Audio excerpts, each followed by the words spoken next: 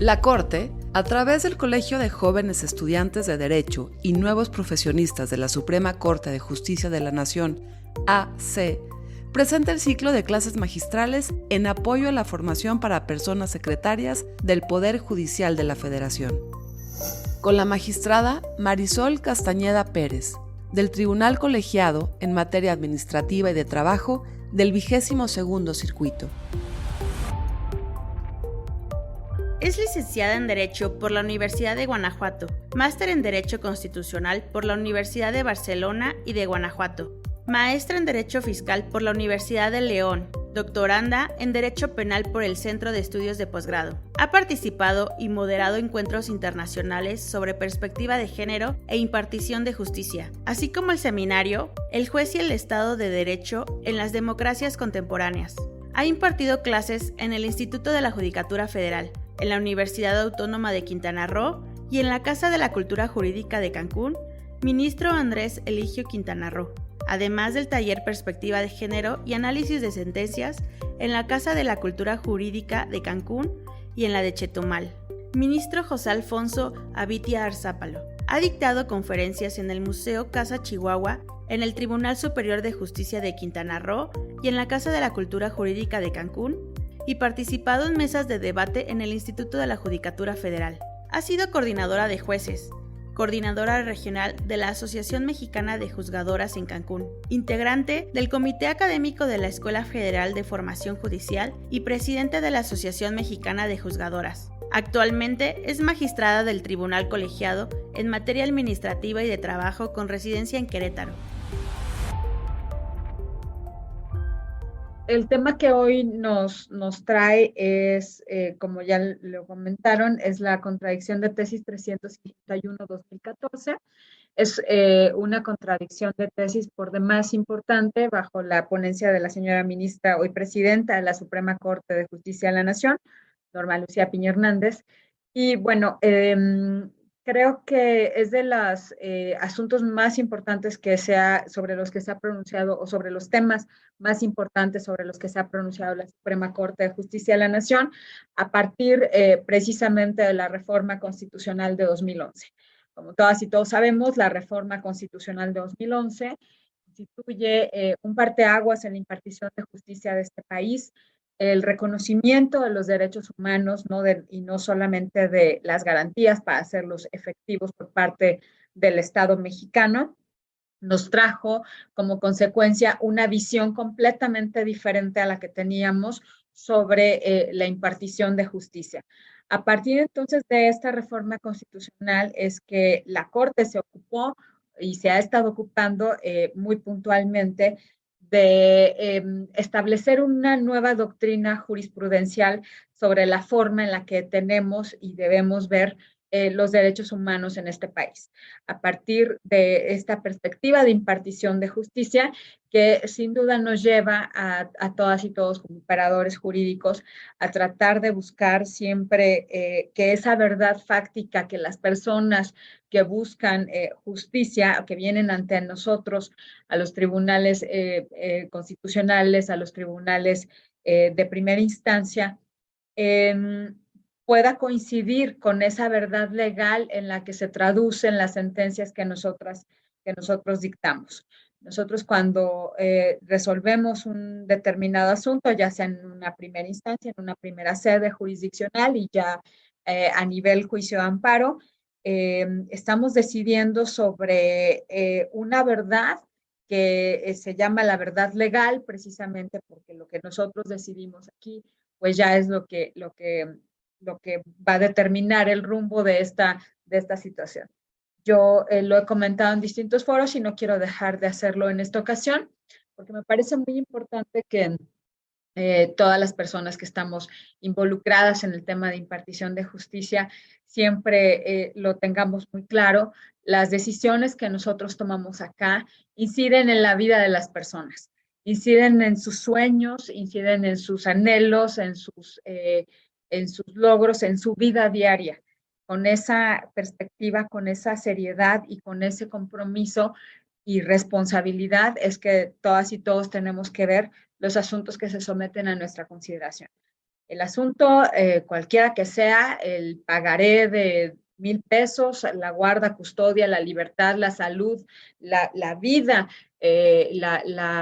desaparición forzada de una persona, todos y cada uno de los asuntos tenemos que verlos como lo son para las personas que vienen con nosotros a pedir esa justicia que están buscando, con la misma seriedad, con la misma responsabilidad y teniendo muy claro que ese asunto que está frente a nosotros es el más importante para las personas justiciables. Entonces, en ese sentido, sí me gusta mucho puntualizarlo. Creo que la Corte ha hecho un trabajo extraordinario, lo sigue haciendo todos los días en la interpretación de las normas, en la aplicación de los estándares de derechos humanos reconocidos, insisto, a partir de esta reforma constitucional de 2011. Hoy por hoy sabemos que este catálogo amplio de derechos humanos establecido en esa reforma constitucional específicamente del artículo 1 de la Constitución de 2011, nos ha llevado a seleccionar siempre o atender siempre a todas estas determinaciones que emiten los tribunales internacionales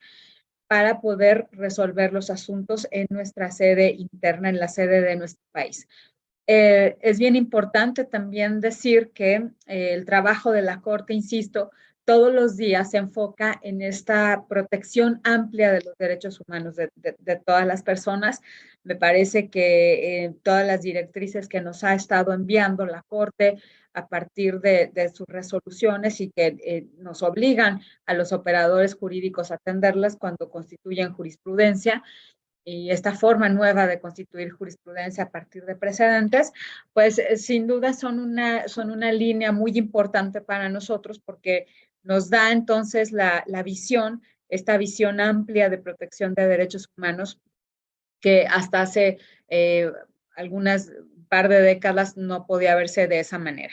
Todos esos derechos humanos que teníamos en los tratados internacionales de los que México era parte y que sin embargo no se atendían o eran poco vistos, hoy sabemos que no solamente tenemos que verlos, sino que, o podemos verlos, perdón, sino que tenemos que verlos y tenemos que atenderlo. Es parte de nuestra obligación como operadores jurídicos siempre atender a los estándares internacionales, a las resoluciones de la Corte Interamericana de Derechos Humanos. Entonces, les decía, el asunto que hoy nos ocupa, el asunto del que vamos a hablar hoy, me parece que es una de las resoluciones más importantes que emitió la Corte, porque, como les decía, y como ustedes tendrán conocimiento un poco de antecedentes sobre este tema, es que precisamente a la par de la reforma constitucional de 2011 viene un tema muy importante que es la sentencia emitida por la Corte Interamericana de Derechos Humanos en el caso Radilla Pacheco. Esto, recordarán todas y todos ustedes, nos obligó en aquel momento al Pleno de la Suprema Corte de Justicia de la Nación, pues a determinar en principio qué iba a pasar con esa sentencia. Qué alcance tenía que darle la propia Corte a esa resolución de la Corte Interamericana, y es a partir de ahí que se abre ese famoso varios 912, porque no se sabía en qué parte ponerlo, ¿no? Todos sabemos que en los órganos jurisdiccionales tenemos siempre ese cuaderno de varios, que es, digamos, el comodín en el que cabe todo lo que no tendría como que una denominación especial. En este caso, bueno, pues en ese varios se abre este expediente precisamente para saber, pues en principio, qué alcance o qué íbamos a hacer como Estado mexicano con esa resolución. A partir de ahí, bueno, vienen una serie de criterios, vienen una serie de determinaciones, de interpretaciones por parte del Pleno de la Corte, de la integración en ese entonces del Pleno de la Corte, que me parecen también sumamente valiosas. La primera de ellas, pues precisamente fue reconocer que esa sentencia de la Corte Interamericana, pues no era nada más como una carta que nos enviaban para ver si queríamos atenderlo o no, sino que, bueno, se razonó, se argumentó y se expuso y finalmente se resolvió que, bueno, habiendo reconocido el Estado mexicano la competencia contenciosa de la Corte Interamericana hacía bastantes años, pues en ese sentido teníamos que darle cumplimiento a esa sentencia como tal, ¿no? Como una obligación derivada del asunto sometido a la consideración de este Tribunal Internacional. Es ahí entonces también que surgen varios temas sobre la obligatoriedad, por ejemplo, de las resoluciones o de la jurisprudencia creada por la Corte Interamericana de Derechos Humanos. En un principio se dice en esa famosa también, muy famosa contradicción de tesis 293, 2011, que también habla sobre el tema de esta interpretación constitucional del artículo 1. En un principio dice, bueno, pues vamos a ser obligatorios siempre que el Estado mexicano. En un avance sobre el tema se determinó que no solamente teníamos que atender a la jurisprudencia creada por la Corte Interamericana en los casos en que el Estado mexicano formaba parte de la controversia, sino en todas las resoluciones emitidas por la propia Corte Internacional, toda vez que precisamente la forma de integración de la jurisprudencia de la Corte Interamericana, pues partía de los argumentos expuestos en cada una de esas resoluciones. Entonces, se decía o se dice en esa resolución, bueno, si nosotros estamos obligados a atender el pacto internacional porque así lo reconocimos y la propia Corte interpreta ese pacto internacional en cada una de sus resoluciones, pues es indiscutible que tendríamos que atender a todas las resoluciones sin importar que el Estado mexicano haya sido parte o no. Enseguida viene también un primer criterio, digamos, sobre el tema que hoy nos ocupa, sobre el control de convencionalidad y o constitucionalidad ex oficio por parte de las autoridades del Estado mexicano. Esa primer determinación que se emitió por allá de abril de 2015, en la que primero se dice, bueno, ¿hasta qué punto los órganos del Poder Judicial de la Federación pueden hacer este control de convencionalidad ex oficio ya reconocido para las autoridades locales? Recordemos que precisamente el artículo 1 de la Constitución, una de sus grandes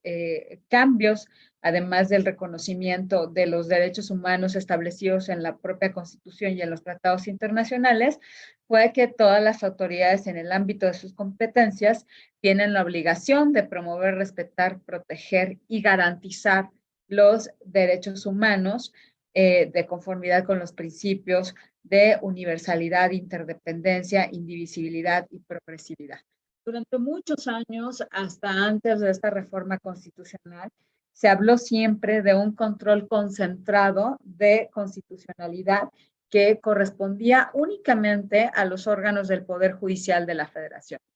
Incluso existe jurisprudencia sobre el tema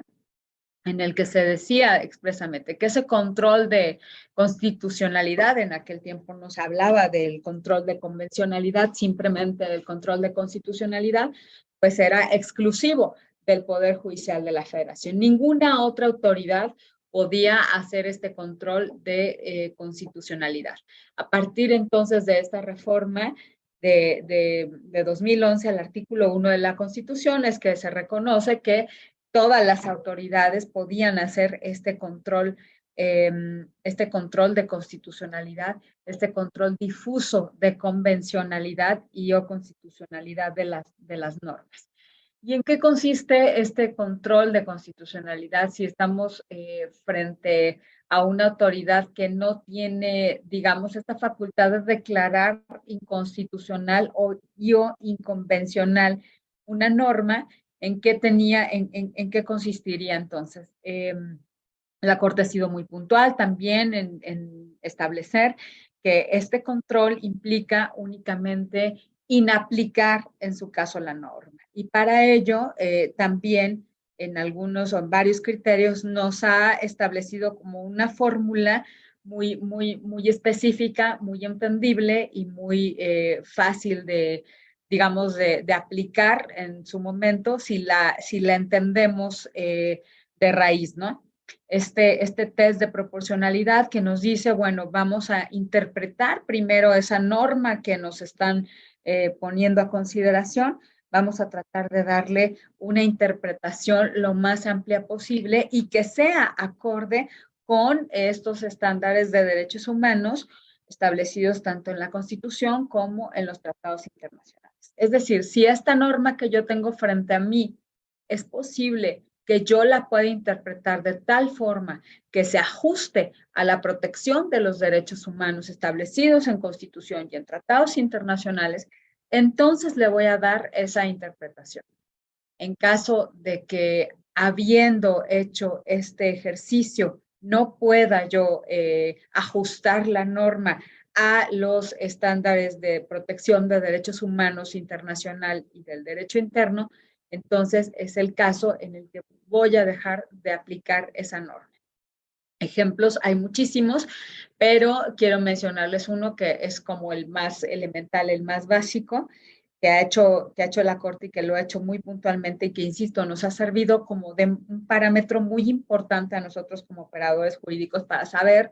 que lo que hoy por hoy como operadores jurídicos no podemos quedarnos simplemente con lo que dice la ley. Hasta hace un par de décadas, habemos generaciones hoy de personas juzgadoras que crecimos o que nos enseñaron o que nos educaron con esa idea de que lo que dice exclusivamente la ley es lo que teníamos que aplicar. Claro que la ley es la ley y claro que tenemos que aplicar la ley, pero sí nos quedábamos con una visión muy corta en el sentido de aplicar simplemente lo que establecía la ley,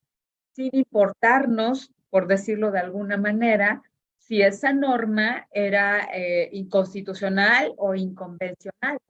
Hoy sabemos que tenemos muchísimas normas que son inconvencionales, que son abiertamente inconstitucionales, que son contrarias a los derechos humanos y que sin embargo, por tenerlas ahí en esa ley, perdón, y por tener esta visión tan corta de protección de derechos, o corta o me atrevería a decir hasta nula de protección de derechos humanos, simplemente nos quedábamos con ellos. Y les pongo varios ejemplos. Todos los códigos civiles de este país señalaban que el matrimonio era un contrato que se podía celebrar entre un hombre y una mujer.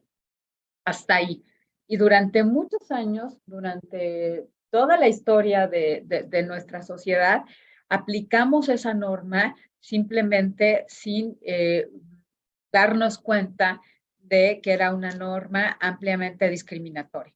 Todos los códigos civiles de este país decían que los hijos de esta cierta edad tenían que quedar necesariamente en la guarda y custodia de su mamá, sin tomar en consideración entonces que esa norma es abiertamente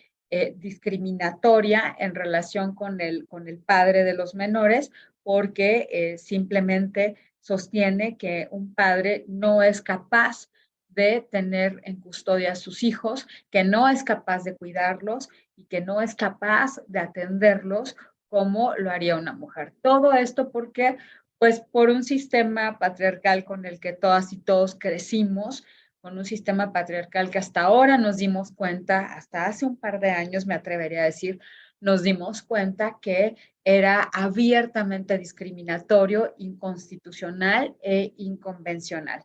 Hoy por la mañana leía algunas notas de los medios de comunicación en los que se decía con gran alegría que hoy se conmemoraba el 70 aniversario de la posibilidad de que las mujeres pudiéramos votar. Y la verdad es que lejos de sentirme contenta, digamos, por la conmemoración de este día, me pareció que es más bien como un llamado a la reflexión de saber que hasta hace 70 años, o sea, ni tanto, eh, las, digamos, mi mamá cuando nació no tenía derecho a votar, así de sencillo, ¿no?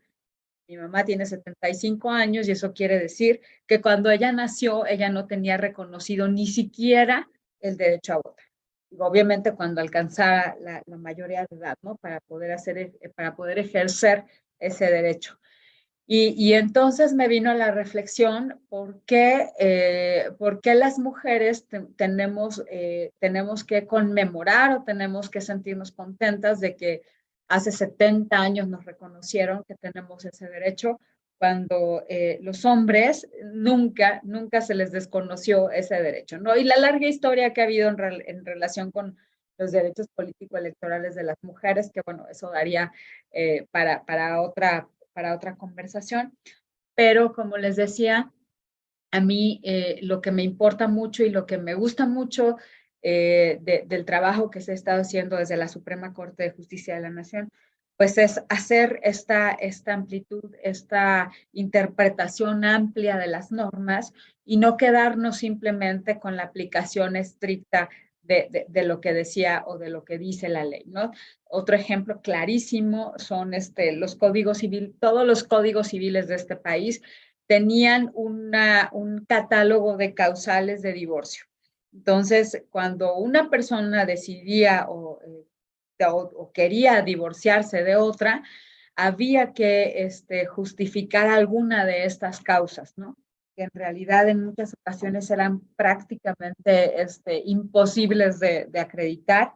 y más, y el problema se recrudeció más cuando en algún momento la propia Corte en alguna integración emite una jurisprudencia en la que dice que las causales de divorcio se tienen que acreditar puntualmente. Entonces, me vienen a la mente muchísimas situaciones, muchísimos casos en los que, por ejemplo, si una mujer alegaba como causa de divorcio la violencia, pues tenía que ser muy puntual en relatar todos y cada uno de los hechos en los que estaba basando su demanda, pero además las pruebas que ella llevaba a juicio tenían que ir relacionadas justamente con cada uno de estos hechos, lo que obviamente hacía pues prácticamente imposible en muchas ocasiones que se decretara el divorcio. Entonces, ¿qué es lo que nos pasó como sociedad? Que teníamos montones de relaciones de personas que estaban casadas, pero ya no vivían juntos, que cada uno tal vez tenía una pareja diferente, estaba haciendo una vida diferente con otra persona y sin embargo legalmente seguía unida a otra con la que ya no tenía ese propósito de convivir o ese propósito de tener una vida o un proyecto de vida juntos. Entonces, a partir de entonces también, insisto, el reconocimiento de los derechos humanos de contenido internacional es que la propia Corte dice, a ver, espérame, el libre desarrollo de la personalidad, ¿en dónde queda, no? El Estado sí tiene que ser garante o tiene que intervenir en el desarrollo de las relaciones sociales. Eso está bien. ¿Por qué? Pues para tener una sociedad armoniosa en el que todo se desarrolle de la mejor forma posible, pero ¿hasta dónde, no? ¿Hasta dónde el Estado puede intervenir en la vida de las personas para decirle que tiene que seguir con el proyecto de vida con el que inició hace 30 años o no puede tener hoy otro proyecto de vida? Mismo caso del uso lúdico de la marihuana, ¿no? En el que dice la Corte, ¿quién dice que el Estado puede intervenir hasta el grado de decidir que puedes consumir o no puedes consumir para tu recreación, ¿no? ¿Qué es lo que, hasta dónde puede intervenir el Estado? Y es precisamente, insisto, toda esta base de la reforma constitucional de 2011 y las resoluciones emitidas por la Corte que nos permitieron llegar hasta este punto y que además nos permiten seguir cada día avanzando en la resolución de estos temas. Les decía, el tema que hoy nos trae es de los más importantes para mí porque define hasta dónde se puede hacer ese control de convencionalidad y o constitucionalidad por parte de los órganos del Poder Judicial de la Federación. Entonces, si me permiten, voy a compartirles una presentación que tengo ahora sobre algunos de los antecedentes que dieron origen a esta contradicción de tesis, que son algunas resoluciones emitidas por tribunales colegiados en los que se resolvió sobre el tema. Voy a tratar de ser breve en los antecedentes más bien para centrarnos en el tema importante de la contradicción. Pero bueno, entonces sí vale la pena de cualquier manera ver más o menos la visión que se tenía desde los órganos jurisdiccionales sobre el tema. Les digo, es una contradicción de tesis que surgió pues de los criterios de varios tribunales, no nada más de dos, sino de varios tribunales. Por ejemplo, aquí tenemos uno en el que se resolvió que los tribunales del Poder Judicial de la Federación, dentro de su ámbito competencial, amparo indirecto, amparo directo o recursos dentro del juicio de amparo, tienen, sí, la obligación de hacer un control de convencionalidad. Si en la especie de la recurrente había señalado que el juez de distrito debió realizar un control de constitucionalidad y de convencionalidad ex oficio sobre una norma que la excluía de ser notificada, de ser emplazada a un procedimiento. Aquí el tema es que había una sociedad conyugal, una sociedad legal, en la que ella formaba parte, y en ese proceso únicamente había sido escuchada o escuchado uno de los cónyuges. A ella no se le había escuchado, y bueno, la norma en ese momento establecía que bastaba con que se emplazara o se le exigiera el cumplimiento de las obligaciones a uno de los dos, a cualquiera de los administradores de esa sociedad, para estimar que entonces se había dado cumplimiento al debido llamamiento a juicio de esta sociedad. No conforme con esa interpretación o con la aplicación de esa norma, con la aplicación de esa norma, pues esta persona promovió un juicio de amparo reclamando precisamente la inconstitucionalidad y inconvencionalidad de esa norma. Decía ella entonces que este control, o que el juez federal, el juez de distrito, tenía que haber hecho un control de esta norma para determinar si era o no contraria a la Constitución o alguna convención. Dice entonces que el juez de distrito tenía la obligación de garantizar que las normas no sean contrarias a las disposiciones constitucionales ni a los tratados internacionales en materia de derechos humanos. El siguiente criterio es uno que surge de otro tribunal colegiado, y aquí el punto es que se presenta una demanda de nulidad contra un procedimiento de resolución. Permítame. Es que me pasé una de las láminas y no la tengo aquí. Pero bueno, quiero terminar con el tema de ese Código Civil que excluía la posibilidad de que se llamara ambos administradores. Aquí el tribunal colegiado en su momento resolvió que los tribunales del Poder Judicial, dentro del ámbito de su competencia, sí tenían la obligación de realizar ese control de convencionalidad, pero que si en la especie la recurrente había señalado que el juez de distrito debió realizar un control de constitucionalidad y de convencionalidad ex oficio de esa norma, esto era contrario, porque era contrario al derecho fundamental de acceso a la justicia previsto en la Constitución y en los diversos tratados internacionales. Decía entonces el tribunal, esto debe tener una especial consideración. Dice, dicho control debe ser realizado en el ámbito de su competencia, es decir, al aplicar los preceptos normativos inherentes al procedimiento del amparo, pues es respecto de ellos que el juez federal tiene la obligación de garantizar que las normas no sean contrarias a las disposiciones constitucionales ni a los tratados internacionales. Dentro del trámite del amparo indirecto, señala, el juez de distrito realiza un control concentrado de la Constitución, de los actos que ante él se reclaman, por lo que el ejercicio del control difuso debe realizarse únicamente para evitar que las normas previstas en la ley reglamentaria en la ley de amparo, sean contrarias a los principios contenidos en la ley suprema. Es decir, dice, reconoce por una parte, obviamente con esta visión tradicional, la posibilidad de que los órganos del Poder Judicial de la Federación hagan este control de constitucionalidad o de convencionalidad concentrado respecto de las normas, algo que siempre ha existido, pero dice realizar este control de convencionalidad y o de constitucionalidad ex oficio nada más procedería respecto de las normas procesales, es decir, ley orgánica del Poder Judicial de la Federación, Código Federal de Procedimientos Civiles y la ley de amparo. ¿Por qué? Porque dice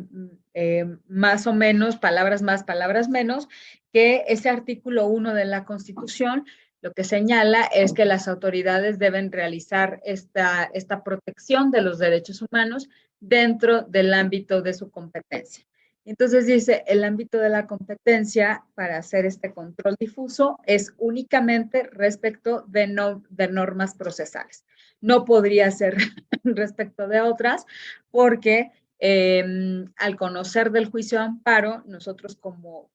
órganos constitucionales no estamos aplicando las normas locales, digamos, o esas normas en las que se basó la autoridad responsable para emitir su resolución. Apegado entonces este criterio a lo que en aquel momento se resolvió en 2015 por el Pleno de la propia Suprema Corte de Justicia de la Nación.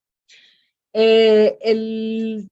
otro supuesto, la otra resolución con la que participó o que formó parte de la contienda en esta contradicción de tesis es un asunto en el que se promueve una nulidad dentro de un procedimiento. Aquí se interpone un recurso de reclamación y se señalan como autoridades demandadas a la Secretaría de Finanzas y a un Instituto de Asistencia Social.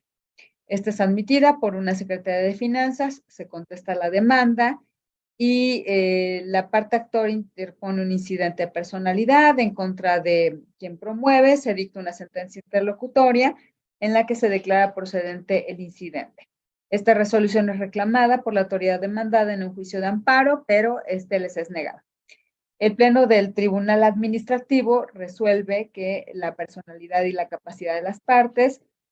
resuelve la procedencia de la vía y de las acciones ejercidas y dice que todas estas han quedado acreditadas y además que el actor acreditó los elementos y hechos constitutivos de su acción.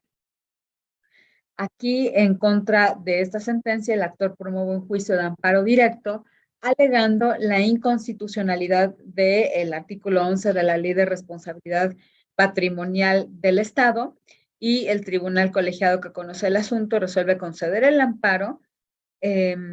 para ciertos efectos, ¿no? Pero aquí lo importante es que el tribunal colegiado dice o ordena a la autoridad responsable que debe dejar de aplicar el precepto en el que se basó y que es declarado inconstitucional. Aquí el órgano colegiado lleva a cabo el ejercicio de la facultad de control constitucional y ante la omisión de la autoridad responsable de haber ejercido ese control difuso, ojo, dijimos que conforme a la reforma constitucional se reconoce este control difuso de convencionalidad de las normas a las autoridades del orden común. Entonces dice, como tú no lo hiciste, a pesar de que te lo permite el artículo 1 de la Constitución, en aras de lograr el objetivo de proteger los derechos humanos del gobernado, procede a realizar el control convencional bajo el principio de interpretación conforme en relación con la figura de reparación del daño, que era lo que acá se discutía. Dice entonces, esto se justifica porque la propia Carta Magna, al contemplar lo concerniente a la indemnización por responsabilidad del Estado, con motivo de su actividad administrativa irregular, causó un perjuicio a los gobernados. Es decir, aquí sí el tribunal colegiado dice, a ver, yo puedo realizar este control difuso de la norma que es aplicada y que es la base de la resolución emitida por la autoridad responsable ante la falta del ejercicio de este propio control de la autoridad local. Tenemos entonces unas consideraciones distintas. Tenemos que el otro tribunal que contendió o que participó en esta contradicción Es un tribunal en el que se resuelven diferentes asuntos. Uno de ellos es que en 2005 una empresa importó mercancías clasificadas cuyos certificados de origen se sometieron al mecanismo de selección automatizado que establecía el artículo 43 de la ley aduanera. Luego, en 2010, la Administración Central de Contabilidad de la Administración General de Aduanas emite una resolución en la cual presume omitido el pago del impuesto general de importación. Determina la presunta existencia de un crédito fiscal y establece con varias disposiciones de la ley aduanera que se daban a conocer o que se revelaban diferentes irregularidades. Dicha autoridad determina entonces un crédito fiscal a la actora por concepto de impuesto general de importación, cuota compensatoria, derechos de trámite, etc. En contra de esta determinación, la empresa sancionada interpone un recurso de revocación en el que se resuelve confirmar la resolución recurrida. En la sentencia de nulidad se destacó que el estudio no implicaba hacer una, perdón, se resuelve, perdón, en contra de eso se promueve un juicio de nulidad, el cual se declara fundado. Aquí entonces, al declarar fundada la resolución, en la sentencia de nulidad se dice que el estudio no implicaba una declaratoria de inconstitucionalidad del artículo 152 de la ley aduanera, que era en la que se había basado la autoridad responsable.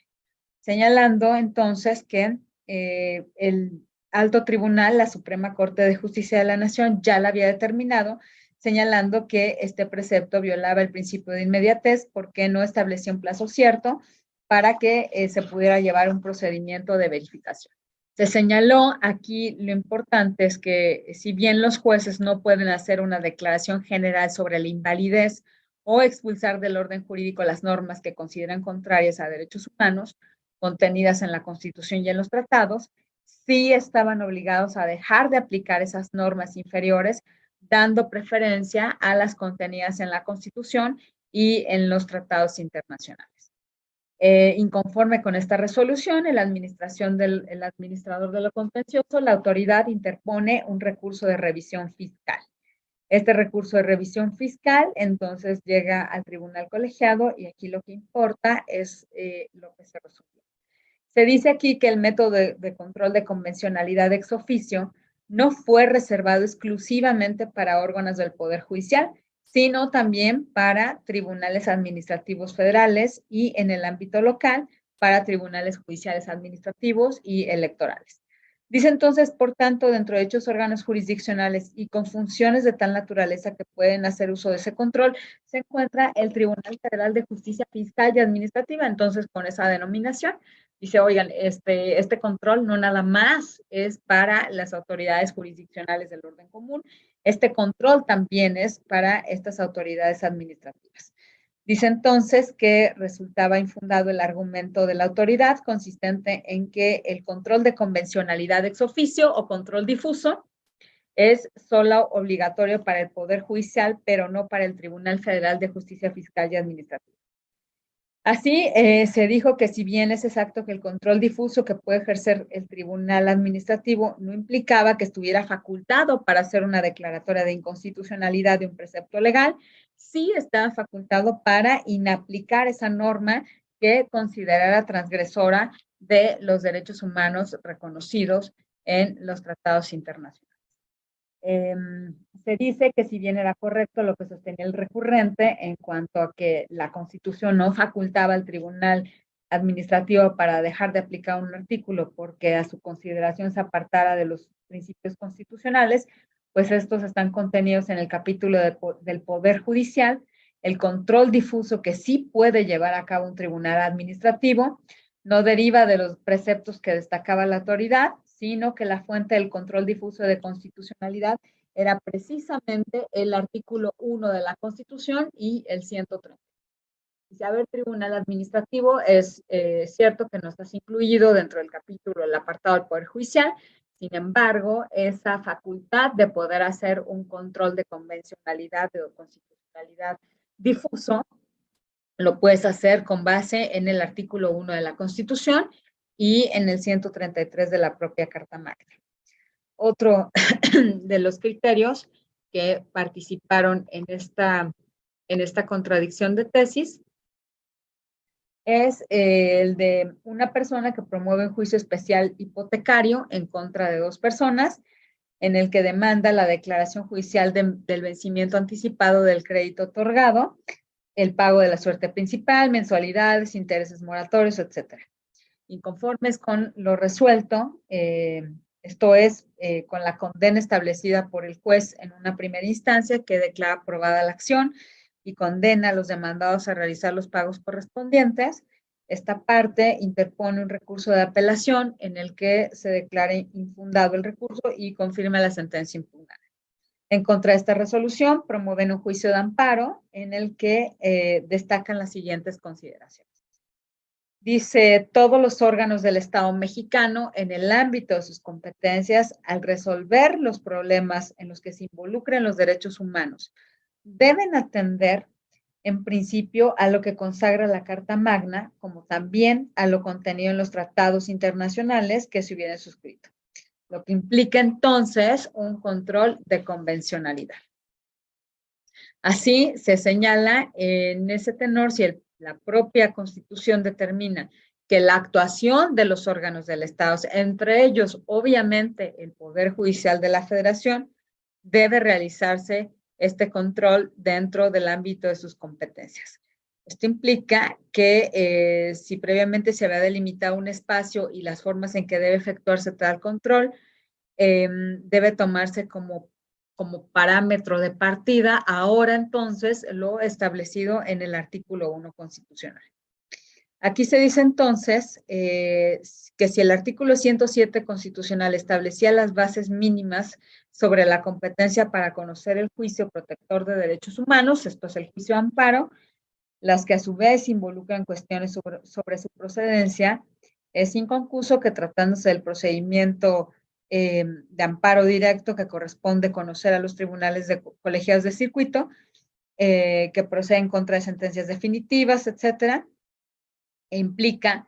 que en el diseño constitucional de protección de derechos humanos, el juicio de amparo directo no debe ser ajeno a los aspectos relevantes que derivan del juicio que genera el acto reclamado.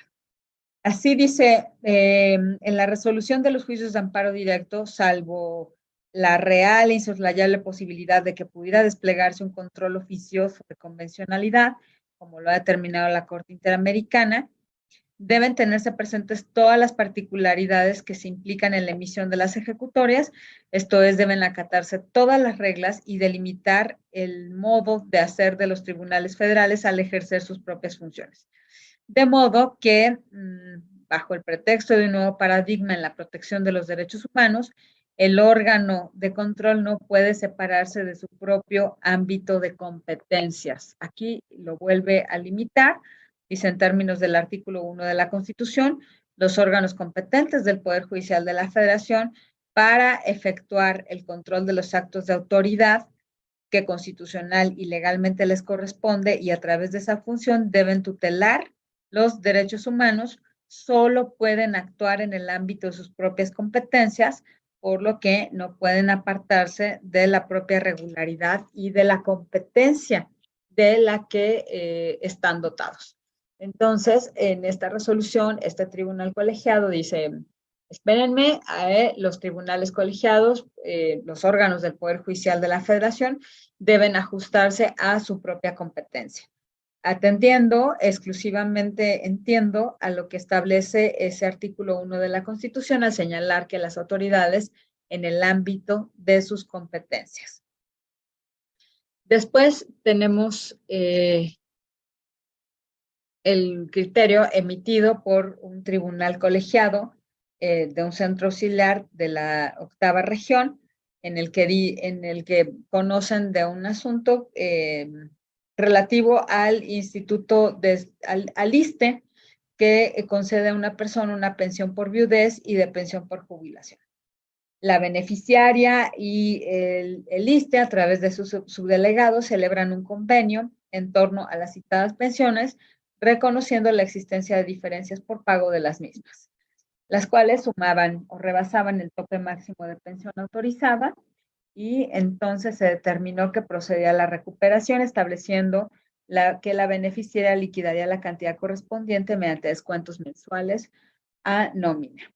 La beneficiaria después solicita al ISSSTE que se le pague en forma correcta su pensión, a lo que le contestan que al haber revisado su expediente de trámite de pensión, se observa que la suma de sus cuotas habían rebasado el tope máximo que señalaba la propia ley de ISSSTE. Entonces le dicen que esto es improcedente y desde el inicio de su pago y hasta la fecha había recibido el total de incrementos autorizados desde el momento en el que había obtenido las pensiones. En contra de esta determinación desfavorable para la beneficiaria, promueve un juicio de amparo reclamando, además del presidente de la República, la Cámara de Senadores, la Cámara de Diputados y el director del Diario Oficial de la Federación, dentro de sus respectivas competencias, la discusión, aprobación y promulgación de los artículos de la ley del ISSSTE. El juez que conoce del asunto sobresee el juicio, sosteniendo sustancialmente que la quejosa no había reclamado los artículos señalados como inconstitucionales en su primer acto de aplicación dentro del plazo establecido en el artículo 21 de la Ley de Amparo. En contra de esta determinación, la quejosa interpone un recurso de revisión en el que señala que el sobreseimiento por extemporaneidad con base en el 21 de la Ley de Amparo es contrario a su derecho humano a un recurso efectivo previsto en la Declaración Universal de los Derechos Humanos y en la Declaración Americana de los Derechos y Deberes del Hombre y la Convención Americana sobre Derechos Humanos. Al conocer de este asunto, el tribunal colegiado resuelve modificar la sentencia recurrida, sobreseer en el juicio por una parte y por otra conceder el amparo a la quejosa. Aquí destacan estas consideraciones. Se declara la inconvencionalidad, que la inconvencionalidad alegada no se hace descansar directamente en la actuación del juez federal, sino en el artículo 21 de la Ley de Amparo, que establece el plazo genérico de 15 días para la procedencia del juicio. Aquí se dice entonces que es posible que el órgano colegiado se pronuncie en torno al tema planteado como parte de su obligación de ejercer ese control de convencionalidad de leyes de acuerdo con el artículo 1 de la Constitución. Dice, a ver, yo como órgano colegiado, como órgano constitucional, puedo conocer de la inconvencionalidad planteada porque el artículo 1 de la Constitución me da esa facultad. Dice precisamente porque el artículo 1 señala que todas las autoridades en el ámbito de sus competencias tienen la obligación de promover, respetar, proteger y garantizar los derechos humanos. Así, dice entonces el tribunal, a los juzgadores de amparo les corresponde de forma destacada la protección de los derechos humanos atendiendo a su competencia. Es así, dice que porque su función primordial consiste precisamente en ejercer un control directo y concentrado de constitucionalidad y convencionalidad. De tal suerte, señala que dentro del orden jurídico nacional los tribunales de amparo son los garantes de los derechos humanos. En nuestro sistema jurídico también existe el control difuso, el control de constitucional difuso o incidental para el resto de los jueces del país. Estos, dentro de los procesos de su competencia, pueden analizar ex oficio si las normas legales relacionadas con un juicio ordinario son o no inconvencionales o inconstitucionales. En el caso, los juzgadores del fuero común pueden inaplicar una disposición legal cuando adviertan que es irremediablemente contraria a algún derecho humano reconocido en el bloque de constitucionalidad, que ya sabemos hoy que está integrado por los tratados, los derechos humanos reconocidos en tratados internacionales y en la propia Carta Magna. Entonces dice, los juzgadores comunes pueden inaplicar, pero no hacer una declaratoria de inconstitucionalidad. Si bien los jueces comunes cuentan con tan amplias facultades de control de constitucionalidad, no podría sostenerse que carezcan de ella los tribunales de amparo. Dice, a ver, espérame, ¿por qué si los tribunales del orden común pueden realizar este control difuso de constitucionalidad y o convencionalidad, ¿Por qué los tribunales de amparo no podríamos hacerlo? Debe reconocerse que si los juzgadores de amparo son los principales garantes de los derechos humanos, pues pueden ejercer un control de convencionalidad y constitucionalidad sobre la ley aplicada en el acto reclamado, aunque esa norma general no haya sido impugnada oportunamente vía control concentrado. Entonces, lo anterior dice, se robustece al considerar que los derechos humanos son irrenunciables, pues son inherentes a la dignidad de las personas y siendo así, debe concluirse que la falta de reclamación oportuna de una ley inconstitucional solo impide que se otorgue el amparo contra la propia ley, pero no puede considerarse como una renuncia definitiva a controvertir otros ulteriores actos de aplicación de esa norma. De ahí que entonces sostiene que se afirme que aunque la ley no se reclame oportunamente, los tribunales de amparo, como parte del control constitucional que les corresponde, deben realizar lo siguiente. Analizar el acto reclamado en el que se haya aplicado la norma, aunque no sea el primer acto aplicativo, advertir aún de oficio que la norma aplicada es contraria a un derecho humano y conceder el amparo contra el acto concreto de aplicación como medida tendiente a lograr que se desaplique esa norma. La anterior interpretación, sostiene el tribunal, se encuentra orientada por el principio pro persona, incorporado también en el artículo 1 constitucional, el que establece que, de acuerdo con esta directriz, al desentrañarse el sentido de las normas, siempre debe atenderse al sentido más favorable y siempre habrá de elegirse la interpretación más extensiva de la norma para lograr la protección de los derechos humanos. Criterio también muy interesante y muy amplio por parte de este tribunal.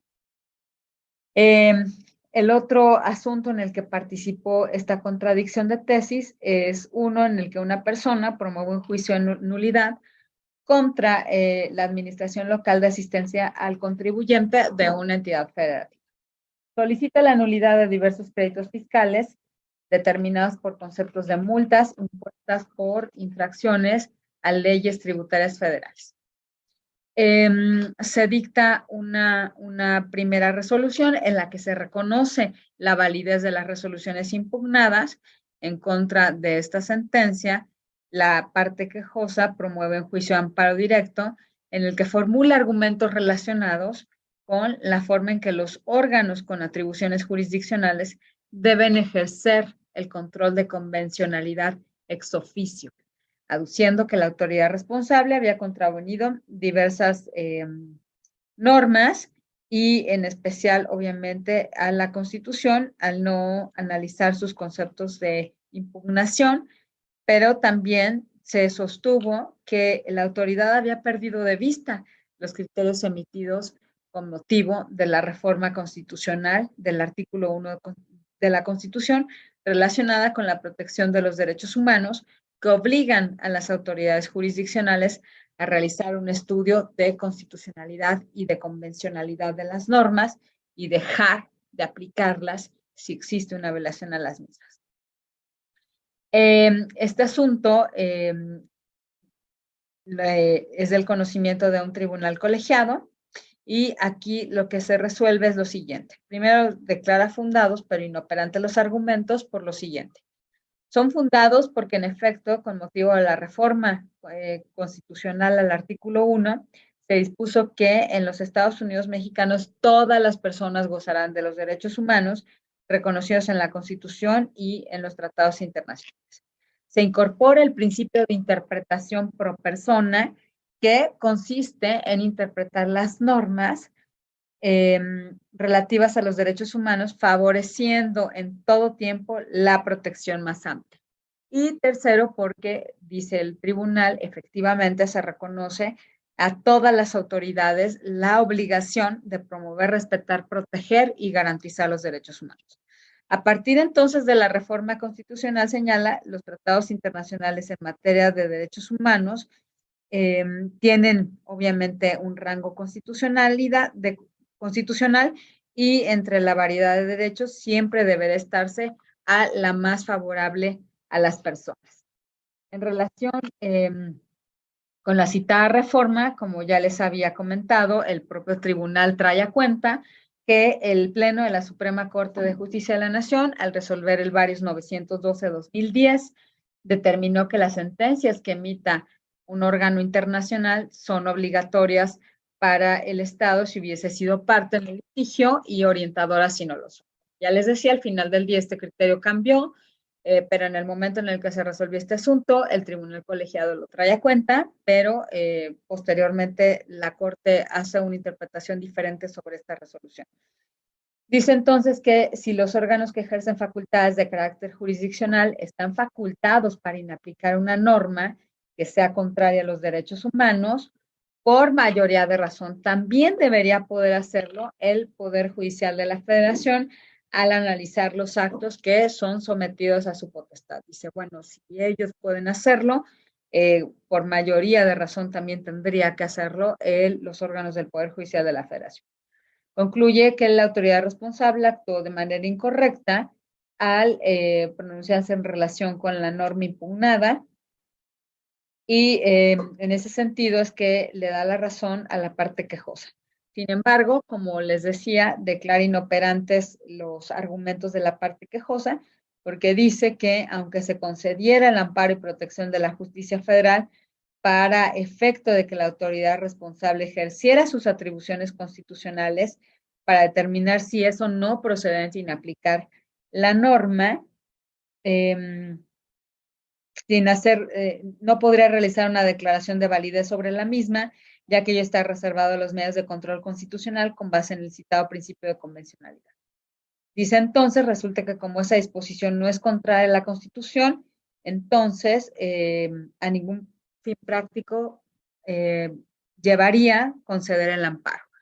Aquí entonces, ¿qué fue lo que pasó? ¿Qué fue lo que dice el tribunal? Dice, a ver, tenemos que reconocer que a partir de esta reforma constitucional de 2011 al artículo 1 de la Constitución, se basa en tres premisas fundamentales, ¿no? Que todas las personas gozarán de derechos humanos reconocidos en tratados internacionales y en la propia Constitución. Dos, que siempre tendremos que interpretar la norma conforme al principio pro persona, es decir, vamos a seleccionar aquella que sea más favorable a la persona. Y tres, que todas las autoridades en el ámbito de sus competencias tienen que hacer esta promoción, respeto, etcétera, de todos los derechos humanos.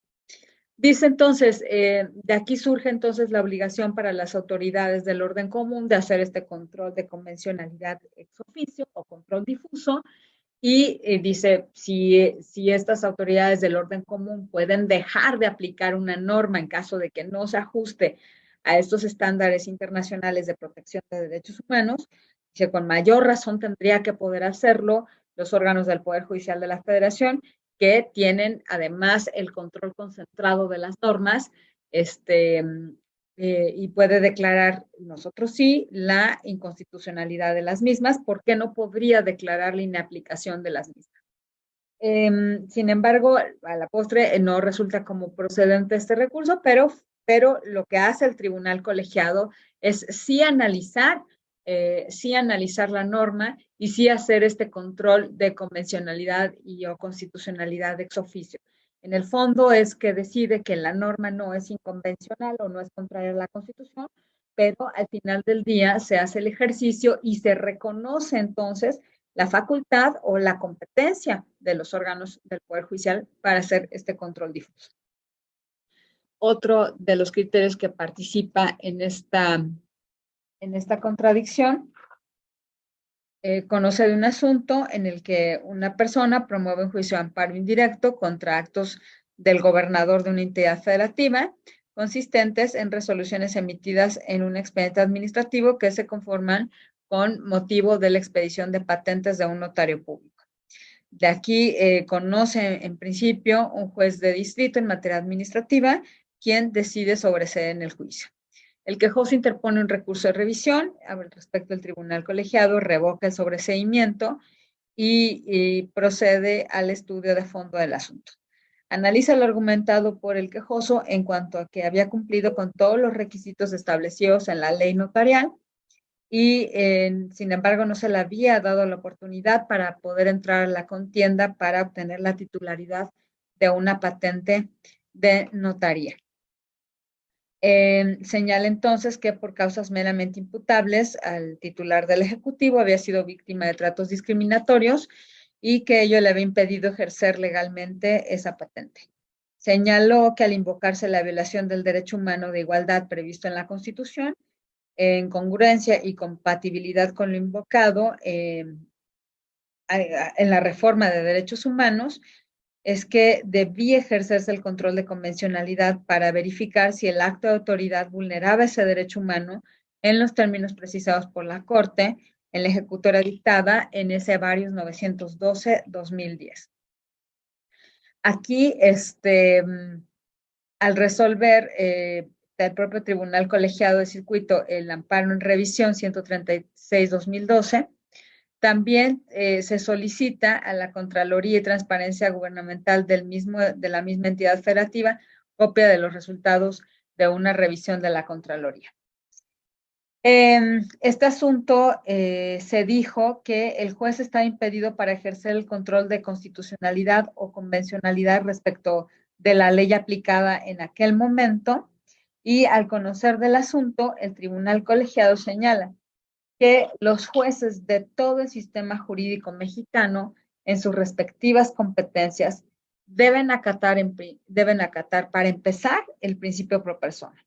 consistente en adoptar la interpretación más favorable al derecho humano de que se trate y además, al margen de los medios de control concentrado de la constitucionalidad, todos los juzgadores deben ejercer un control de convencionalidad ex oficio, conforme al cual pueden inaplicar una norma cuando ésta sea contraria a los derechos humanos contenidos en los tratados internacionales y en la propia Constitución. Aquí también se estimó que si el juez no advierte oficiosamente que una norma violente derechos humanos, a fin de sostener su inaplicación, dicho control de convencionalidad no llega al extremo de que el juez deba oficiosamente comparar y analizar en abstracto en cada resolución todos los derechos humanos. Dice entonces que ello haría ineficaz e irrealizable el desarrollo de la función jurisdiccional. Fíjense, aquí lo importante de lo que decide este tribunal colegiado es, dice, sí tenemos la obligación de hacer este control de convencionalidad y o constitucionalidad ex oficio, sin embargo, eso implica que en todas y cada una de las resoluciones tengamos que hacer el ejercicio para determinar si es o no contraria a la Constitución o algún tratado internacional la norma y en ese momento inaplicable. ¿Por qué? Porque entonces dice, volvería irrealizable la función jurisdiccional si en todos y cada uno de los asuntos tuviéramos que realizar este ejercicio o este estudio o esta ponderación para en algunos casos aterrizar con que sí y en algunos casos con que no. Es un poco lo que pasa con el tema de la suplencia de la queja, que también la Suprema Corte se decantó por este criterio, en el sentido de que únicamente tendría que hacerse este ejercicio de suplir la queja y de exponer los argumentos y demás cuando fuera procedente la misma. No en todos los casos, obviamente en el foro interno de todas las personas juzgadoras, de los operadores jurídicos, tendremos que hacer este ejercicio para saber si estamos o no en presencia de algún acto que tengamos que declarar inconvencional, constitucional, por estas razones, si hay que suplir la queja, etcétera, pero lo que destaca es la necesidad o la obligación de plasmarlo en una resolución. Vamos a ver entonces ahora sí lo más importante, que fue lo que decidió la Suprema Corte de Justicia de la Nación al respecto. Dice, para empezar, nos dice la Corte, la materia de esta contradicción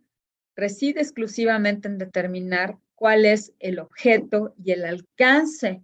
del deber de realizar el control de constitucionalidad ex oficio a cargo del Poder Judicial de la Federación cuando actúas como tribunal de amparo. Es decir, si ese control debe recaer únicamente sobre normas procesales, como ya se había resuelto en un principio, insisto, en aquella determinación, la base fundamental de la resolución fue Si la Constitución dice en el ámbito de sus competencias, entonces tenemos que acotar este tema a las normas procesales. Es decir, Ley de Amparo, Código Federal de Procedimientos Civiles y Ley Orgánica del Poder Judicial de la Federación. Dice la Corte si debe limitarse a esto o también sobre cualquier otra norma sustantiva o adjetiva de la que tenga conocimiento en el ejercicio de su competencia porque hubiera sido aplicada en el acto reclamado. Hay que recordar una premisa fundamental que el juicio de amparo obviamente no es una tercera instancia. El juicio de amparo es un juicio en el que se analizan los actos y en el que la parte demandada siempre será una autoridad y en el que se analizará la constitucionalidad del acto reclamado. ¿Cómo es que llega entonces todos estos temas jurisdiccionales como si pareciera una tercera instancia a nosotros? Pues por virtud de la violación a los artículos 14 y 16 de la Constitución. Señala entonces la Corte que en este sentido, dice, los jueces ordinarios pertenecientes orgánicamente al Poder Judicial, ya sea federal o de los estados, o en ese entonces al Poder Ejecutivo, juntas de conciliación, locales o federales, tribunales agrarios, tribunales administrativos, deben hacer un control ex oficio de constitucionalidad. A estos órganos se les delega o entonces se les reconoce lo que conocemos como el control difuso.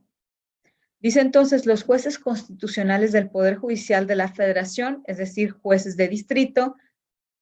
tribunales unitarios, ahora colegiados de apelación, excepcionalmente, y colegiados de circuito, obviamente Suprema Corte de Justicia de la Nación, son órganos de control concentrado. Estos órganos jurisdiccionales pueden y deben hacer control vía acción directa o principal, es decir, juicio de amparo, acción de inconstitucionalidad y controversia, de dos maneras distintas. Respuesta a un concepto de violación y en suplencia de queja o ex oficio cuando no existan los presupuestos anteriores. Entonces dice, a ver, vamos a partir de una base fundamental. El control difuso corresponde a todas estas jueces ordinarios, digamos, que pertenecen a poderes judiciales, poder judicial local, federal, estos órganos que pertenecen al poder ejecutivo, pero que están realizando funciones jurisdiccionales, juntas locales de conciliación, tribunales agrarios y tribunales administrativos. Y tenemos el control concentrado, los jueces constitucionales del Poder Judicial de la Federación, que conocemos cuando se hace valer la inconstitucionalidad de una norma vía juicio de amparo indirecto, reclamando la norma como tal, o vía juicio de amparo directo cuando reclamas con motivo de la aplicación de esa norma en alguna resolución, y a nivel Suprema Corte de Justicia de la Nación, pues controversia y acción de inconstitucionalidad. Entonces dice la Corte en este asunto, el punto de contradicción, los órganos de control concentrado de constitucionalidad, cuando ejercen esa competencia en el juicio de amparo y no existe concepto de violación ni motivo de suplencia, debe hacer un control concentrado ex oficio respecto de qué normas, solo de las procesales que apliquen o también sobre cualquier norma sustantivo procesal aplicada en los actos reclamados. Dice, a ver, entonces, ¿cuál es mi punto de contradicción? Estos jueces constitucionales, ¿hasta dónde pueden hacer ese control ex oficio que, digamos, en un principio estaba reconocido únicamente a los jueces ordinarios? Nosotros como jueces constitucionales, ¿hasta dónde podemos hacer también ese control ex oficio? ¿Solamente normas procesales o también las normas aplicadas en los actos reclamados? Entonces dice, el objeto de la contradicción no radica en determinar si los tribunales de amparo tienen competencia para realizar el control ex oficio de constitucionalidad, ni si tienen el deber de hacerlo. Este tribunal pleno ha dado por supuestas esas premisas, lo mismo que los tribunales colegiados que emitieron estos criterios contenidos. ¿Por qué? Pues porque ya en un primer momento, digamos, ya se había reconocido esa facultad de hacer el control difuso a los jueces constitucionales cuando se dice que podían hacerlo respecto de normas procesales. Como les decía, volvemos a ese asunto. Por aquí tengo el dato del expediente. Sí, es el amparo directo en revisión 1046-2012, en el que se resuelve que sí, que los jueces constitucionales también pueden hacer un control difuso, pero solamente respecto de las normas procesales, ley de amparo, Código Federal de Procedimientos Civiles y ley orgánica, porque a eso se limita el ámbito de su competencia al que se refiere el artículo 1 de la Constitución. Así entonces, dice la Corte, la Suprema Corte, en una nueva reflexión y apartándose del criterio que en una anterior integración había fijado en el amparo directo en revisión 1046-2012, estima que la respuesta a ese interrogante es en el sentido de que los órganos del Poder Judicial de la Federación en el juicio amparo deben realizar un control de constitucionalidad ex oficio, tanto de disposiciones procesales que aplican durante el trámite, como de cualquier norma sustantiva o adjetiva aplicada en el acto reclamado o en el procedimiento que le preceda, de las que tenga conocimiento al ejercer su competencia como órganos de control concentrado o de constitucionalidad en el juicio de amparo directo o indirecto. Dice entonces,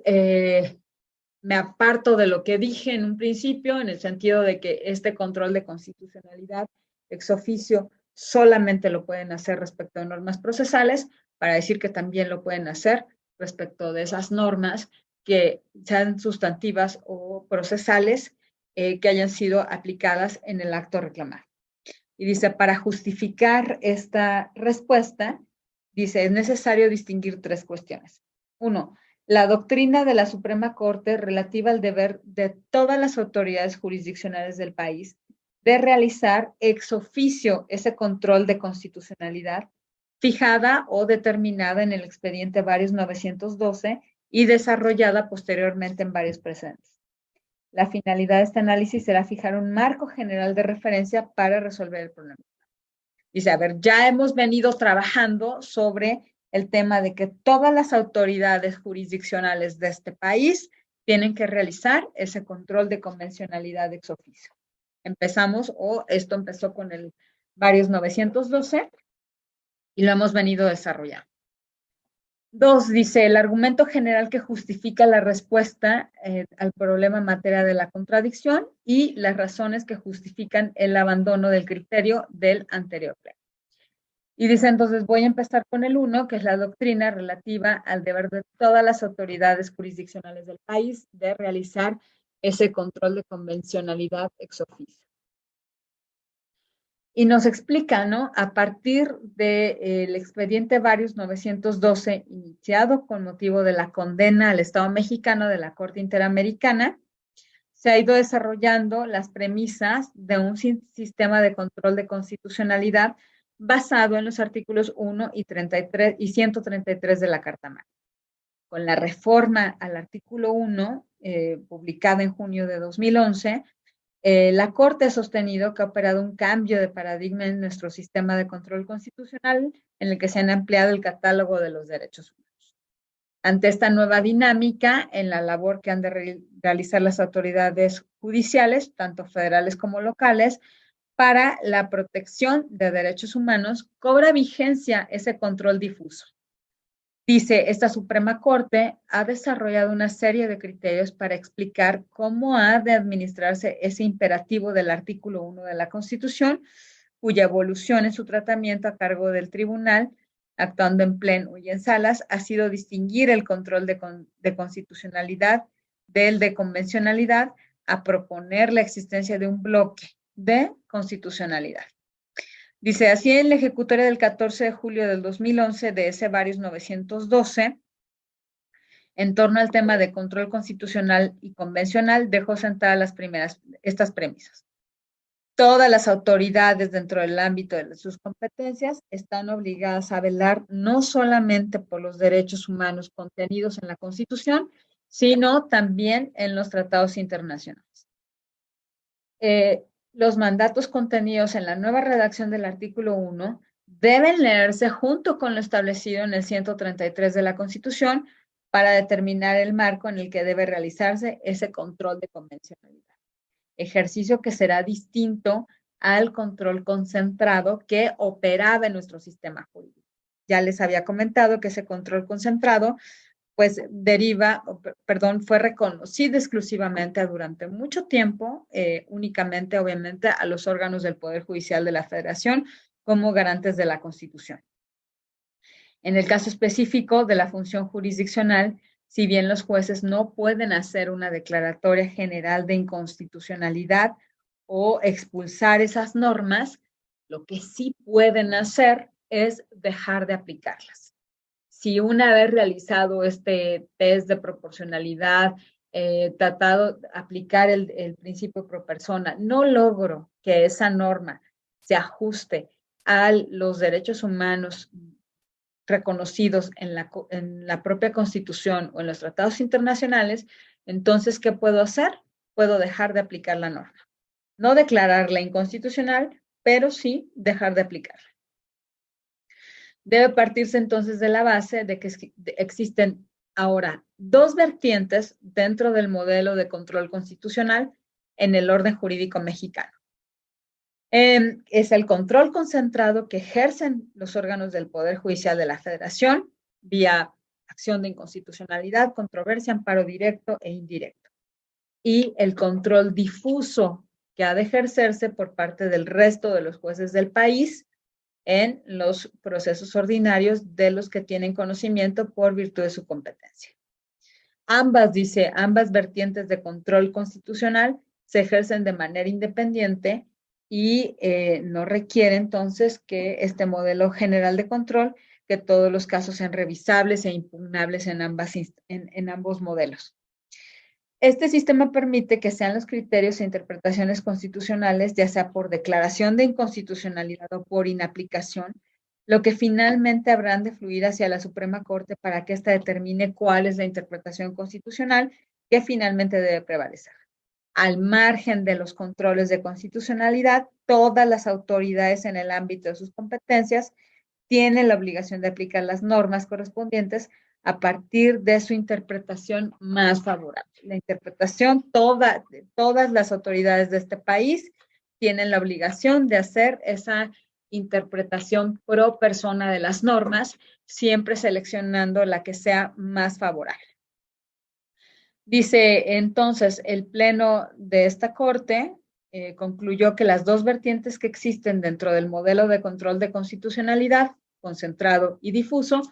son acordes con este modelo de control de convencionalidad, de manera que los órganos que tradicionalmente han venido ejerciendo el control concentrado tienen facultades para llevar a cabo un control de convencionalidad y decidir si la norma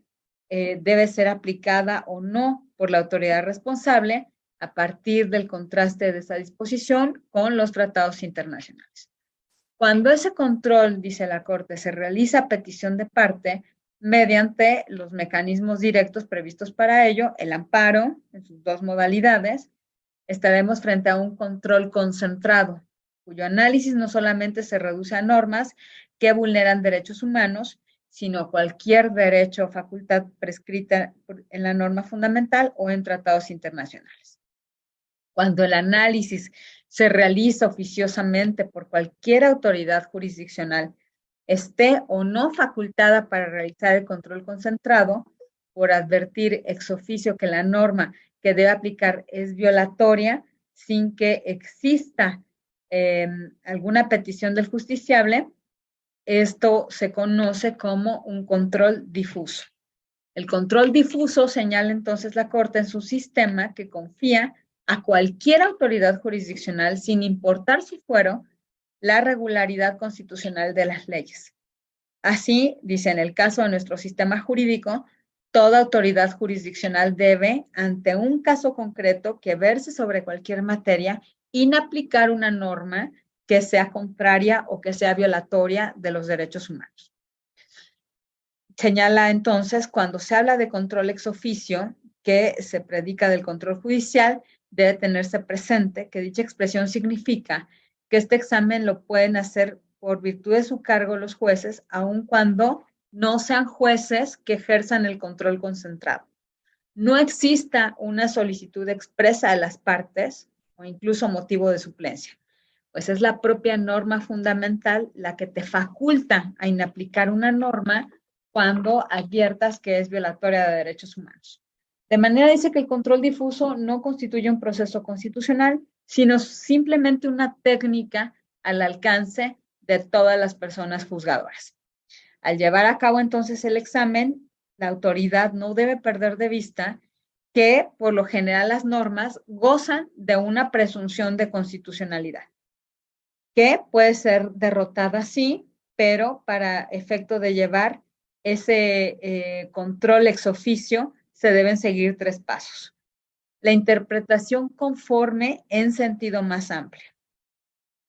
Interpretación conforme en sentido estricto e inaplicación, siendo la inaplicación de la norma el último recurso al que se debe acudir. Primero voy a tratar de interpretarla de la manera más amplia que pueda yo hacerla acorde a los tratados internacionales. Y en caso de que no pueda hacerla, pues entonces lo que voy a hacer es dejar de aplicar la norma. Yo me pregunto cómo podríamos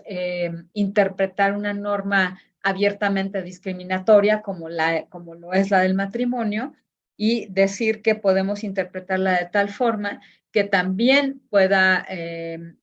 ser aplicable a las personas de las diversidades sexuales. Para resolver entonces el punto o el problema de la contradicción, dice la Corte en esta resolución, debemos determinar cuál es el alcance y el objeto del deber de realizar un control constitucional ex oficio, control difuso, que el Poder Judicial Federal está obligado a realizar al conocer del juicio de amparo directo e indirecto. Es decir, si puede ejercer ese control exclusivamente sobre normas procesales o sobre cualquier otra norma. Debe partirse entonces, dice la Corte, de la distinción entre normas de competencia o normas que confieren poderes normativos para realizar un control constitucional y normas que regulan el ejercicio de competencias o poderes como las que permiten, obligan o prohíben ejercitar determinadas competencias, así como las que fijan causas procesales. Las normas de competencia sabemos que determinan qué órgano u órgano del Estado puede realizar determinados actos jurídicos, en este caso, para ejercer el control de constitucionalidad. Las normas que regulan el ejercicio de esas competencias son normas que pueden distinguirse de las normas de competencia propiamente dichas, aunque parezcan o aparezcan inmersas en una misma disposición. Aquí dice, estas normas determinan causas procesales para ejercer determinada competencia, así como para establecer deberes, prohibiciones o permisiones respecto del ejercicio de la misma. Determinan si la competencia para ejercer el control de constitucionalidad es de ejercicio potestativo, obligatorio o incluso prohibido. ¿Y cómo puede o debe ejercerse esa competencia? Es decir, vía acción, incidentalmente en respuesta a conceptos de violación o en suplencia. Dice entonces, los tribunales de amparo son competentes para revisar la constitucionalidad de las normas aplicadas en el acto reclamado y en el procedimiento, así como para revisar, como se ha admitido desde la segunda mitad del siglo XIX, la legalidad de su aplicación. Esa competencia está regulada por normas que establecen la obligación de ejercerla en las distintas vías del juicio constitucional, en respuesta a conceptos de violación o suplencia de queja, o ante ausencia de queja, establecido en el 107 de la Constitución y 79, 108 y 175 de la Ley de Amparo.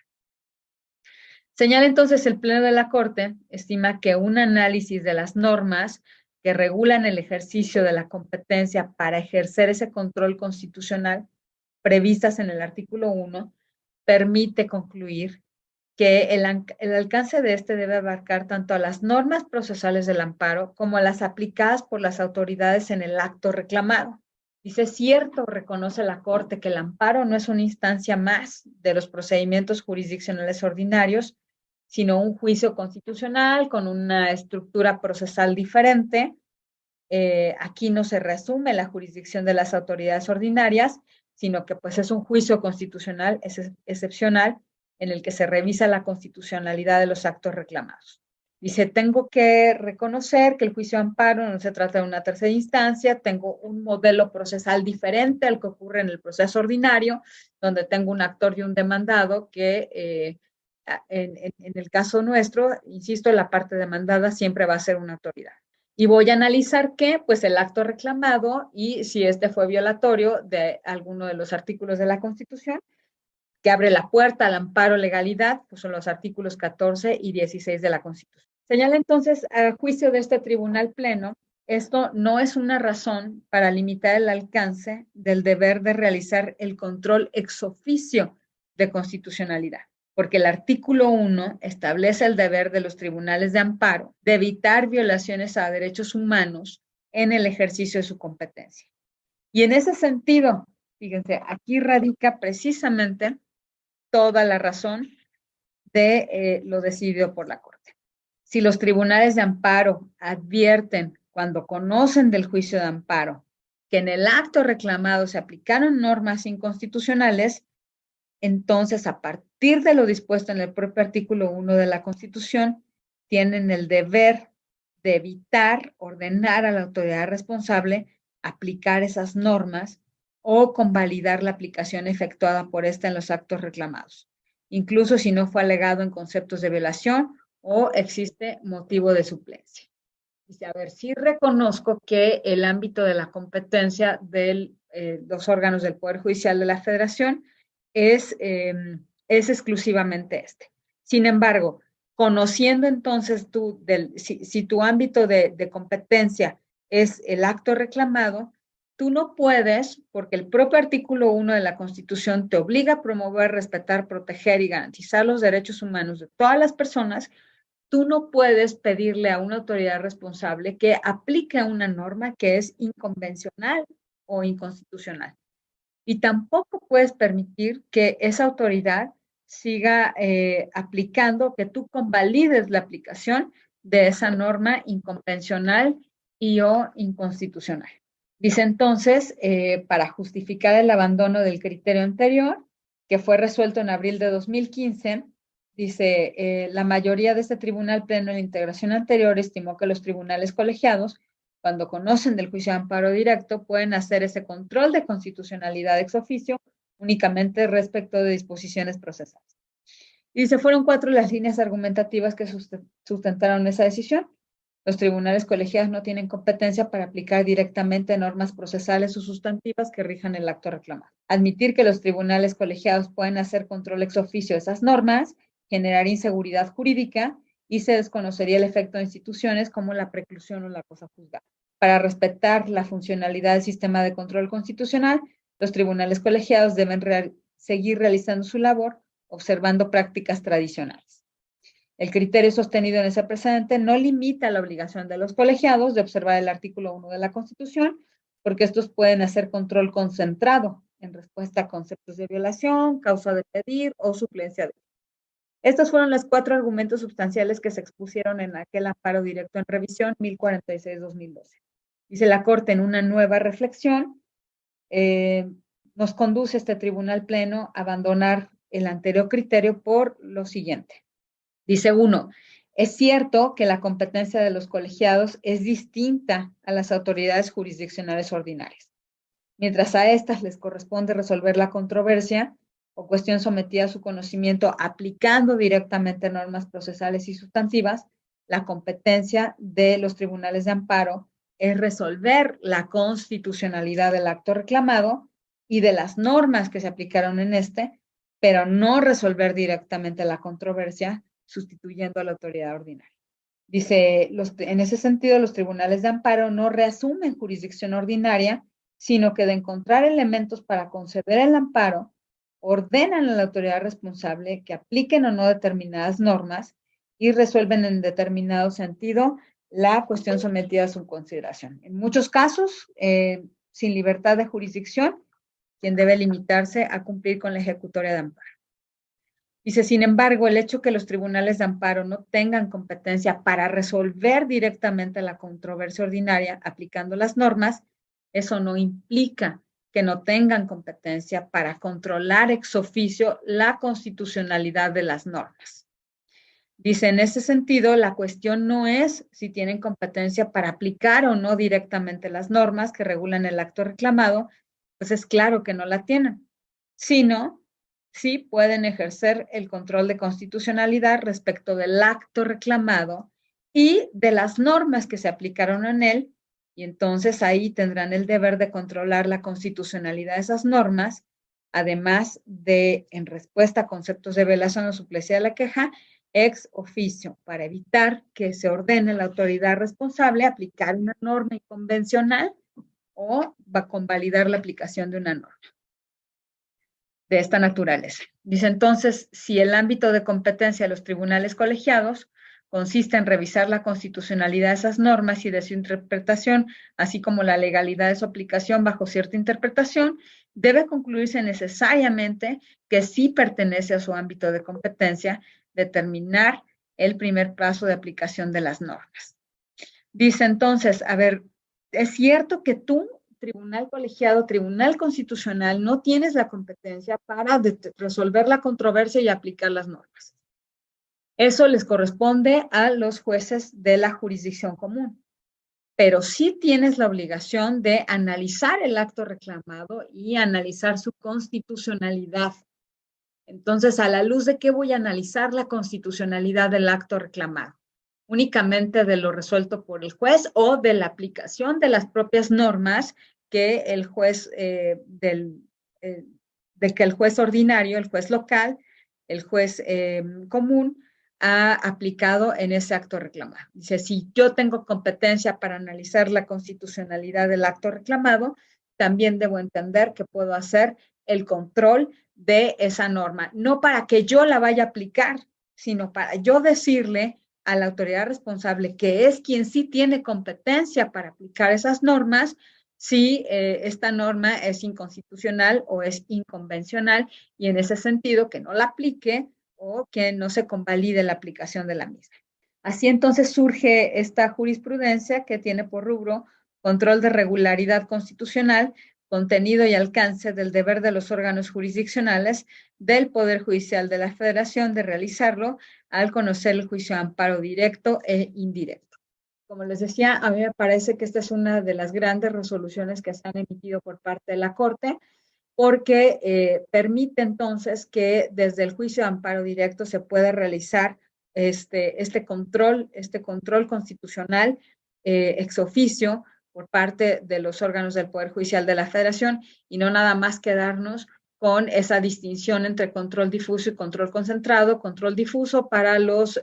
jueces ordinarios, para los jueces comunes, los jueces locales, y control concentrado para jueces constitucionales, control ex oficio para jueces constitucionales solo respecto de normas procesales, quedándonos entonces con esa interpretación corta o limitada de que el artículo 1 de la Constitución, al decir en el ámbito de sus competencias, se refiere únicamente entonces para los órganos del Poder Judicial de la Federación para las normas procesales.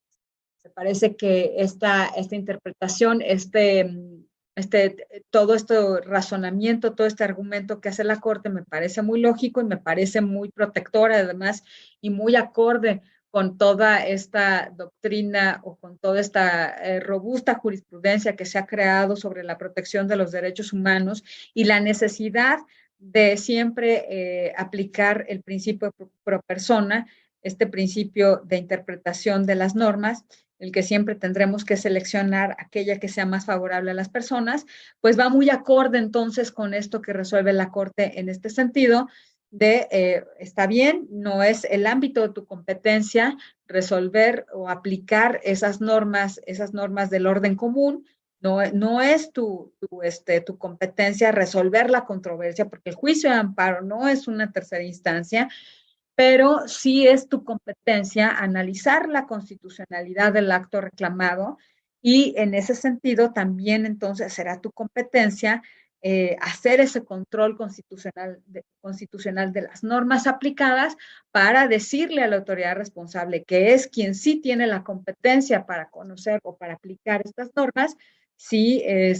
alguna de estas no cumple con el parámetro de regularidad constitucional amplio, reconocido también en esta reforma y a partir de lo resuelto en la contradicción de tesis 293, relativo a que todos los derechos humanos reconocidos en tratados internacionales y en la propia Constitución forman un solo bloque en el que no nos importa cuál es el origen de los mismos, sino que lo que nos va a importar es siempre seleccionar aquel que sea más amplio y más protector para los derechos humanos de las personas. Ya sé que en la mente de muchos de ustedes debe estar el tema de las restricciones constitucionales, que es un gran tema que da para una plática, no para 10 más, y que no es el caso hoy de meternos en ese tema, pero sí creo también que la Corte sigue avanzando sobre el tema de la protección de los derechos humanos. Ya hay una resolución de la Corte Interamericana de Derechos Humanos, ya entiendo, hay hasta donde tengo conocimiento, 3 expedientes también abiertos en la Corte sobre este tema de la sentencia. Y pues bueno, esperemos a ver qué se decide sobre el tema, porque bueno, restricciones constitucionales, pues tenemos muchísimas en la Carta Magna, pero bueno, habría que ver ya qué se decide sobre los temas. Y dejaría entonces hasta aquí mi exposición y les agradezco muchísimo de antemano a todas y todas su atención y estoy a sus órdenes. Muchas gracias. La Corte presentó la clase magistral Sentencia de contradicción de criterios 351/2014, Pleno de la Suprema Corte de Justicia de la Nación. Ponente, ministra Norma Lucía Piña Hernández. Impartida por la magistrada Marisol Castañeda Pérez.